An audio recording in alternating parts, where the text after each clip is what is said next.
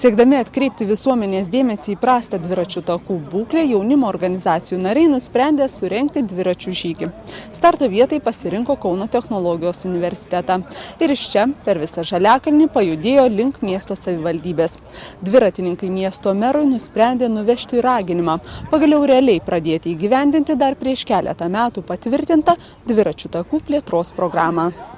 Trasą iki savivaldybės per gerą pusvalandį įveikę dviratininkai teigia, jog Kauno mieste dviračių trasų infrastruktūra labai neišvystyta. Takai nepažymėti skiriamaisiais ženklais, dažnai sunkiai išvažiuojami.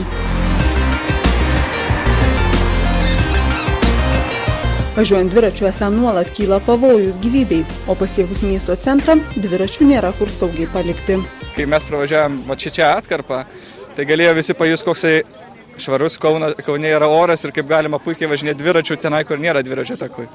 Visų pirma, saugumo atžvilgiu, nes mikriukai sustojo ir tenai, kur turėjo stoti ir kur neturėjo stoti.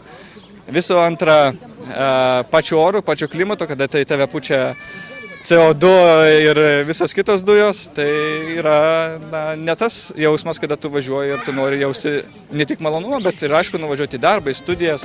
Savivaldybė iš anksto informuota apie dviratininkų akciją, dar prieš jiems atvykstant suskubo paženklinti bent Laisvės alėjos taką. Šalia dar dažais kvepiančio tako atvežamų reikalavimų išdidžiai laukia dažniau bėgiojantis nei pedalus minantis Stanislovas Buškevičius.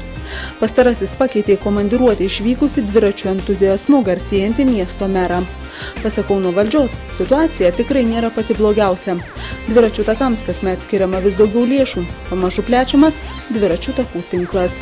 Laikas nuo laiko yra jie nudažomi, tvarkomi. Žinote, padėtis ekonominė Lietuvoje nėra gera, todėl pagal galimybės yra daroma. Ir, sakau, pažanga, tą gali visi paliudyti, yra akivaizdi, ko anksčiau nebuvo. Kauno mieste iš viso yra apie 50 km dviračių takų.